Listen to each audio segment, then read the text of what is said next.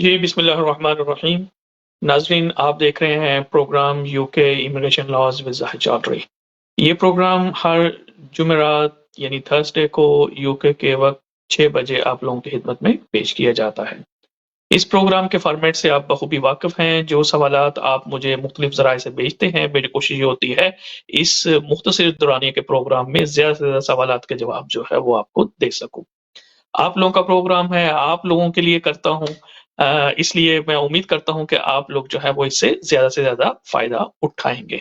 आपको यूके के अंदर इमिग्रेशन लॉज़ के हवाले से, नेशनैलिटी लॉज़ के हवाले से, असाइलम लॉ के हवाले से, स्पॉन्सरशिप के हवाले से, पावर ऑफ अटॉर्नी के हवाले से, विल्स के हवाले से, डिवोर्स के हवाले से, बच्चों के कॉन्टैक्ट ऑर्डर के हवाले से, शेयर कस्टडी के हवाले से, रेज़िडेंशियल ऑर्डर के जो भी यानी आपका कोई मसला हो, you feel free to send me your question in any language. मेरी जो डिटेल्स हैं, कॉन्टैक्ट डिटेल्स वो इस वक़्त स्क्रीन पे भी आ रही हैं। नंबर वहाँ मौजूद है, आप मुझे व्हाट्सएप कर सकते हैं, आप मुझे फ़ेसबुक के ऊपर, ट्विटर के ऊपर और दीगर जो सोशल मीडिया के प्लेटफ़ॉर्म है, उसमें आप मुझे फ़ॉलो कर सकते हैं और आप मेरी डिटेल्स ले सकते हैं। इसलिए मैं चाहता हूँ कि ये ज़्यादा से ज़्यादा लोग जो हैं, इस प्रोग्राम से फ़ायदा उठाएँ। प्रोग्राम को आगे बढ़ाने से पहले अगेन एज़ यूजुअल मैं आप लोगों से दरख्वास्त करता हूँ कि जिन लोगों ने अभी तक मेरा YouTube channel ZMC TV YouTube channel पे सब्सक्राइब नहीं किया, उनसे दरख्वास्त है कि वो पहले मेरे चैनल को सब्सक्राइब कर लें ताकि आने वाली मेरी लॉ से जुड़ी हुई तमाम जो वीडियोज़ हैं वो बगैर ताख़ीर के आप लोगों तक पहुँच सके और सब्सक्राइब करने का फ़ायदा एक ये भी होगा कि फिर वहाँ पे ऑलरेडी जो है वो बहुत सारी वीडियोज़ जो है वो मेरी लॉ से रिलेटेड जो है वो पड़ी हुई हैं और आपका कोई भी सवाल हो तो आप जो है वो वहाँ से भी आप राब्ता कर सकते हैं। तो चलते हैं जी आज के प्रोग्राम के पहले हिस्से की तरफ। जी पहला सवाल ये है कि जी मेरी इनकम जो है वो 18,600 नहीं है और क्या मैं फिर भी अपने स्पाउस को यूके में बुला सकता हूँ? देखें बिल्कुल अगर मैं कहूँ पहला सवाल कहूँ हाँ जी, बिल्कुल आप बुला सकते हैं, ठीक है। अब अब ये क्योंकि बहुत वसीह सवाल है तो इसलिए कोशिश करता हूँ कि उसको मैं थोड़ा-थोड़ा आपको बता दूँ। अब देखिए पहली बात तो ये है कि आप अगर समझते हैं कि आपकी एम्प्लॉयमेंट है, जैसे आपने तो कहा कि मैं 18,600 नहीं कमा रहा। अगर आपकी जो है वो इनकम जो है वो है 18,600 बेशक नहीं है, लेकिन आपके पास जो सेविंग है, ठीक है? ये याद रखिएगा सेविंग जो है वो हमेशा जो है वो 16,000 से ऊपर होनी है, ठीक है? बात इस तरह नहीं कि 5,000 मेरी सेविंग पड़ी क्योंकि 5,000 कम है, तो 5,000 मैं सेविंग में से डाल दूँगा, नहीं। उसका एक फ़ॉर्मूला होता है, ठीक है? वो हम देखते हैं कि कितनी कम है आप जितना कमा रहे हैं 18,600 में से कितना कम है, ठीक है? उसको फिर हम मल्टीप्लाई करते हैं 2.5 से और फिर उसमें 16,000 जो है वो ऐड कर लेते हैं, तो वो हमें पता चलता है कि एक्चुअली हमें सेविंग कितनी चाहिए और ये जो सेविंग जितनी भी हमारी बनेगी ये आप लोगों के अकाउंट में 6 महीने तक एवरी सिंगल डे जो है ये जो भी वहाँ से हमें मिलेगी अमाउंट वो आपके अकाउंट में होनी चाहिए। एक तो बात ये हो गई कि आप वहाँ से आप ये कर सकते हैं। दूसरा ये फिर हो सकता है कि जी आप हमने जैसे कहा है कि अगर कोई बंदा काम नहीं कर रहा, ठीक है, तो उसमें पहले इन्होंने ये किया था कि पहले होता था 2012 से पहले थर्ड पार्टी सपोर्ट यानी कोई आपका फादर, मदर, को ब्रदर, सिस्टर कह देते थे कि जी हम इनकी सपोर्ट करेंगे। तो वो फिर वो भी उसको हम थर्ड पार्टी सपोर्ट करते तो फिर वो बाद में 2012 में खत्म कर दिया लेकिन अब फिर से उन्होंने कहा है कि आप थर्ड पार्टी सपोर्ट के ऊपर रिलाय कर सकते हैं। इसी तरीके से अगर यानी आपका कोई माँ-बाप, बहन-भाई कोई आपको कहता है कि जो हम इसकी सपोर्ट कर रहे हैं, यानी एक्चुअल सपोर्ट जो है वो होनी चाहिए, ठीक है? इसमें प्रॉमिस नहीं है, ठीक है? एक्चुअल सपोर्ट अगर हो तो वो फिर आप एक ये भी हो सकता है। इसी तरीके से जो पोटेंशियल स्पाउस है या जो स्पाउस है, उसके लिए एक जॉब यहाँ अरेंज कर दें। यानी जॉब सिर्फ ऐसा नहीं है, जॉब प्रॉमिस नहीं है, यानी जॉब पूरी जॉब होगी, ये एक लेटर आपका एम्प्लॉयर जो है वो देगा कि हमने इस बंदे को एम्प्लॉयमेंट दे दी है सब्जेक्ट टू इसकी एंटी क्लियरेंस एप्लीकेशन के और ऐसी सूरत-हाल में क्या है जी कि अगर जो है वो अ, क्या करते हैं कि यहाँ पे आएगा तो उसके इतने घंटे की उसकी जॉब होगी, इतनी उसकी सैलरी होगी, ये उसके जो है टर्म्स एंड कंडीशन होंगे, ये सारा उस लेटर में होना ज़रूरी है। तो ये अगर आप देते हैं तो फिर आप जो है वो अप्लाई कर सकते हैं।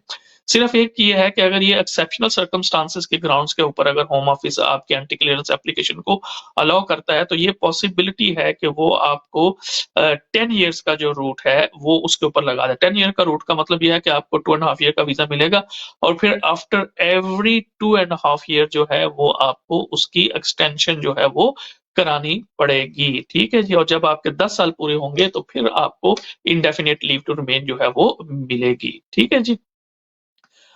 चल मैं आई होप के आई आंसर दिस क्वेश्चन। ठीक है जी। चलते हैं जी अगले सवाल की तरफ। ये पूछ रही हैं जी कि इन्होंने इंडेफिनिट लीव टू रिमेन इनको मिल गया है, तो अब ये कब अप्लाई कर सकते हैं अपनी नेशनैलिटी के लिए? देखें पूरी इंफॉर्मेशन क्योंकि समटाइम्स सवाल में नहीं आती तो इसलिए नहीं होता, मैं अब फिर भी आपको बता ही देता हूँ। देखें अगर तो आप स्पाउस वीजे पे हैं और स्पाउस वीजे पे आपने जो है वो 5 साल पूरे कर लिए हैं, ठीक है, आप जो है वो ब्रिटिश नेशनल के साथ आपकी शादी हुई हुई है, तो फिर जो ही आपका इंडेफिनिट लीव टू रिमेन हो जाएगा, यानी जिस वक्त आपके हाथ में आ जाएगा कि आपके पास इंडेफिनिट लीव टू रिमेन है, तो बेशक आप उससे अगले दिन कर लें।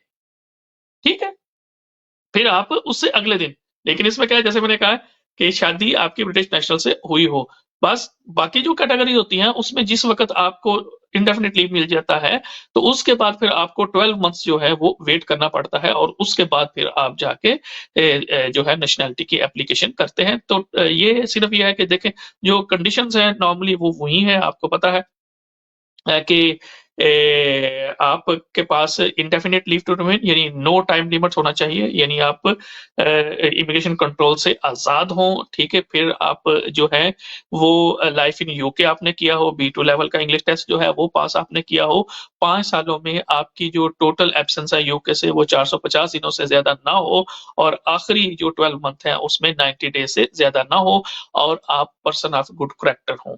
तो ये अगर सारी रिक्वायरमेंट आप पूरी करते हैं तो फिर आप जो है वो अप्लाई कर सकते हैं और आपकी एप्लीकेशन जो है वो ग्रांट हो जाएगी। ठीक है जी। इसमें इसी के साथ उन्होंने पूछा इस पर टाइम कितना लगता है जी। टाइम देखें 6 महीने के अंदर तो उनको डिसाइड करनी चाहिए, लेकिन आजकल के जो हालात हैं उसमें काफी सारा टाइम जो है वो लग रहा है, इसलिए अगर 6 महीने से थोड़ा 2-4 महीने ऊपर भी लगते हैं तो फिर आप परेशान ना हो।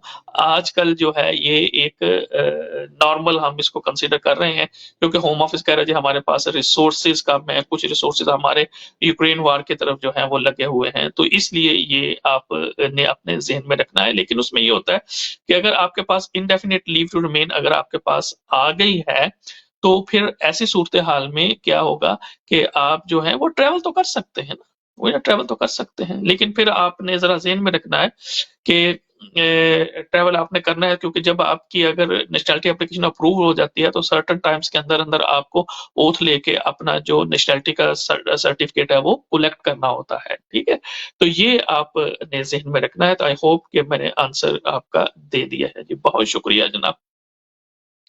चलते हैं जी अगले सवाल की तरफ। ये सवाल जो है जी वो कहते हैं जी कि जनाब मेरे जो है वो बच्चे हैं पाकिस्तान के अंदर, तो क्या मैं उनके लिए पासपोर्ट जो है वो अप्लाई कर सकता हूँ यहाँ से या मुझे पाकिस्तान से करना पड़ेगा? ये भी कॉम्प्लिकेटेड क्वेश्चन है लेकिन अच्छा क्वेश्चन है। देखें बात ये है, सबसे पहले तो आपने ये देखना है कि जिस वक़्त आपके बच्चे पैदा हुए थे, उस वक़्त आपके पास नेशनैलिटी थी या नहीं? अब अगर आपके पास नेशनैलिटी थी, तो फिर ये देखना पड़ेगा कि आपको वो नेशनैलिटी कैसे मिली? अब अगर तो आप नेचुरलाइज़ हुए हैं, आप जो हैं वो ब्रिटिश सिटीज़न हैं अदरवाइज़ दैन डिसेंडेंट, तो फिर तो आप अपने बच्चों को वो डायरेक्टली पास ऑन करेंगे और आपके बच्चे जो हैं वो डायरेक्टली ब्रिटिश पासपोर्ट के लिए इंटाइटल होंगे। लेकिन अगर आप जो है ब्रिटिश सिटीजन है बाय डिसेंट, यानी आप के देखें पेरेंट्स जो हैं वो ब्रिटिश थे और आप जो है यूके के बाहर पैदा हुए और आपको अपने पेरेंट्स की वजह से नेशनैलिटी मिल गई और फिर आप यूके के अंदर आ गए। अब आपकी जो बच्चा जो है वो पैदा हुआ है यूके के बाहर, तो ये आप ये क्योंकि ये जो नेशनैलिटी बाय डिसेंट होती है उसमें सिर्फ आप एक जनरेशन तक डायरेक्टली कर सकते हैं। तो अगर आप इस सूरत हाल में आपका बच्चा भी यूके से बाहर पैदा हुआ है तो फिर वो डायरेक्टली पासपोर्ट के लिए वो अप्लाई नहीं किया जा सकेगा। ठीक है। अच्छा, दूसरी फिर जो उनके सवाल का हिस्सा था कि जी क्या यहाँ से अप्लाई करना है या आपने आप उस कंट्री ऑफ ओरिजिन से अप्लाई करना है। दोनों ही सूरतों में आप जो है वो अप्लाई कर सकते हैं। यहाँ से भी आप अप्लाई कर सकते हैं और आपने वहां से भी, लेकिन जो फॉर्म इस्तेमाल होगा एक यहाँ पे जो पासपोर्ट का फॉर्म है वो और है। ठीक है। जब आप ओवरसीज होते हैं तो फिर जो आपने ओवरसीज का फॉर्म है वो फिल करना है। यानी यहाँ से एप्लीकेशन हो जाएगी, आपके डॉक्यूमेंट्स भी आप यहाँ से भेज देंगे यहाँ के जो पासपोर्ट ऑफिस है। ठीक है। लेकिन एप्लीकेशन का फॉर्म जो है वो आपने वो भरना है ओवरसीज वाला। दूसरा ये है कि अगर पासपोर्ट की एप्लीकेशन जो है वो ग्रांट हो जाती है, पासपोर्ट इशू हो जाता है, तो वो आपको यहाँ नहीं देंगे, वो आपको वहीं जो है वो देंगे यहाँ पे। इसमें ऑब्वियसली जो सबसे इम्पोर्टेंट चीज है वो आपने सपोर्टिंग डॉक्यूमेंट्स जो है वो जो साथ लगाने हैं कि देखें कि जब आपकी वाइफ जो है वो उसने कंसीव किया, वो प्रेग्नेंट हुई, तो ऑब्वियसली आप उसके अराउंड जो थे वो अपने उस कंट्री में थे। फिर जो बच्चे की पैदाइश जो है वो कब हुई है, कौन से हॉस्पिटल में हुई है, ये सारी चीजें जो हैं वो होम ऑफिस जो है वो पूछता है और उसमें हो सकता है कि वो आपको इंटरव्यू भी करें। ठीक है। तो वो ये सारी बातें जो हैं वो आप ने साबित करें, तो उसमें भी थोड़ा टाइम जरूर लगता है, लेकिन ये है कि अगर आपके सारे डॉक्यूमेंट ठीक हैं तो ये हो जाता है। इससे कोई फर्क नहीं पड़ता कि आप जो एप्लीकेशन है वो यूके से कर रहे हैं या आप अपने कंट्री ऑफ ओरिजिन से आप कर रहे हैं। ठीक है जी। आपकी ये जो है वो सवाल का शुक्रिया जनाब। अगला सवाल की तरफ जाते हैं जी, कि देखें वो कहते हैं जी यहाँ पे स्टूडेंट वीजे पे आए थे और फिर कॉलेज नहीं गए, और क्या अब मैं वर्क परमिट पे स्विच कर सकता हूँ? देखें ये कोशिश किया करें कि आप ओवरस्टे ना हुआ करें। ठीक है। यानी कॉलेज स्टूडेंट वीजे पे आए हैं तो फिर ऑब्वियसली आप पढ़ा भी करें। ठीक है। लेकिन चलें, आपने सवाल किया है तो उसका जवाब मैं आपको दे देता हूं कि देखें पहली बात तो ये है कि जब आप स्टूडेंट वीजे के लिए आते हैं तो आपका जो कॉलेज होता है यानी यूनिवर्सिटी होती है वो बाउंड होती है कि अगर आप बगैर किसी रीजन के जो है वो कॉलेज अटेंडेंस नहीं है या किसी और वजह से आप ब्रीच कर रहे हैं जो उनके एडमिशन की कंडीशन थी, तो वो क्या करते हैं कि वो अपना कैश लेटर जो है वो विड्रॉ कर लेते हैं। जब वो विड्रॉ कर लेते हैं तो फिर ऑब्वियसली वो बाउंड है कि वो होम ऑफिस को भी बताएं कि जी इस जो स्टूडेंट है हमारा, इसका हमने कैश लेटर जो है वो विड्रॉ कर लिया है और अब जो है ये हमारा स्टूडेंट नहीं है। ऐसे सूरत हाल में क्या होगा कि होम ऑफिस जो है वो आपकी लीव जो है वो कर्टेल कर देगा, यानी खत्म कर देगा। इसमें सम टाइम लोग कहते हैं जी कि वो हमें तो 60 डेज का जो है वो नोटिस वगैरह जो है वो नहीं मिला, दिस एंड दैट ब्ला। देखिए वो 60 डेज का नोटिस एक कंसेशन है होम ऑफिस की, लेकिन वो उस सूरत में होती है कि अगर जो फॉल्ट है वो आपका ना हो। यानी सपोज करें आप स्टूडेंट वीजे पे आए हैं, इस पे कॉलेज यूनिवर्सिटी जो है वो बंद हो गई है, तो फिर होम ऑफिस आपको थोड़ा सा टाइम देगा कि आप जो है वो किसी और कॉलेज में अपना एडमिशन करें। लेकिन अगर आप खुद कॉलेज गए नहीं है, यूनिवर्सिटी गए नहीं है और इस वजह से आपका जो है वो कैश लेटर जो है वो विड्रॉ हुआ है, तो ऐसी सूरत हाल में ये कोई भी ऑब्लिगेशन नहीं है या रिक्वायरमेंट नहीं है होम ऑफिस की कि वो आपको भेजे जनाब के आप इस पे कर लें। तो सम टाइम ये होता है कि होम ऑफिस का अपना जो रिकॉर्ड है उसको करने के लिए, अपडेट करने के लिए वो थोड़ा होम ऑफिस में भी लोग काम करते हैं तो वो मसाइल हो सकते हैं। आपके पास जो है वो पॉसिबल है कि जो आपका बायोमेट्रिक कार्ड है उसके ऊपर तो आपका वीजा मौजूद है, लेकिन ये है कि आपका जो होम ऑफिस के रिकॉर्ड के अंदर आपका वीजा कैंसिल हो चुका है, यानी आप रिवोक हो चुका है। तो ये आप अपना स्टेटस जो है, अपना इमिग्रेशन स्टेटस जो है वो होम ऑफिस की वेबसाइट पे जाके आप कर सकते हैं।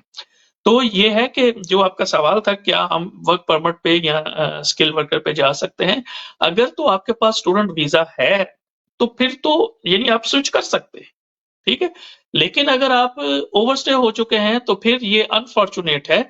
ऐसी सूरत-ए-हाल में मुश्किल होगा कि आप जो हैं, मुश्किल नहीं बल्कि पॉसिबल नहीं है। होम ऑफिस ये कहता है, लॉ में ये लिखा हुआ है कि अगर आप ओवरस्टे हैं, तो फिर आप इमिग्रेशन की किसी भी कैटेगरी के अंदर आप जो है वो एप्लीकेशन नहीं कर सकते।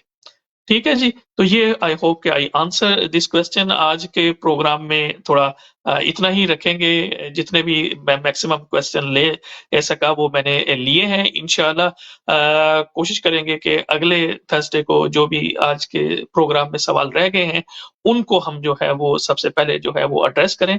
आप इसी तरीके से आप बगैर किसी हिचकिचाहट के किसी भी लैंग्वेज के अंदर, उर्दू, पंजाबी, हिंदी, जिसमें भी आप चाहते हैं, कंफर्टेबल फील करते हैं, आप मुझे फ़ोन भी कर सकते हैं और आप अपने सवालात जो हैं वो भी भेज देना। प्रोग्राम के एख्तिताम में अगेन आपसे रिक्वेस्ट है कि आप ज़ेडएमसी टीवी यूट्यूब चैनल को सब्सक्राइब करें, मेरे चैनल को, ताकि मेरी आने वाली जो लॉ से रिलेटेड वीडियोज़ हैं वो बगैर किसी ताख़ीर से आप तक पहुँच सकें। अगले थर्सडे तक मुझे अपने भाई, अपने दोस्त ज़ाहिद चौधरी को इजाज़त दीजिएगा और अपना, अपने गिरदोनवा के लोगों का ख़्याल रखिएगा। अल्लाह हाफ़िज़।